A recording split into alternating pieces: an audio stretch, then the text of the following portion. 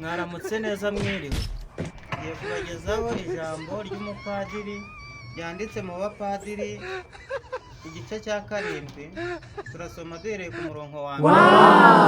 Umurongo wa mbere uragira uti: umupadiri yararwaye agiye gupfa, atumizaho gitifu n'ushinzwe imisoro mu murenge ngo baze ababwire.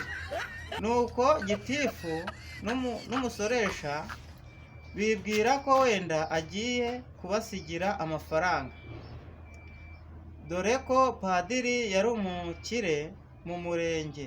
Nuko bagezeyo, padiri abafata ibiganza bombi areba hejuru umwanya. Gitifu agira amatsiko, nuko abaza padiri ati: waduhamagariye iki? Padiri ati: shaka gupfa nka Yesu, nanjye nkapfira hagati y'ibisambo bibiri. Turi kujyana? Yes. Murakoze, Imana ibampere umugisha. Mwakire ijambo ryo kwa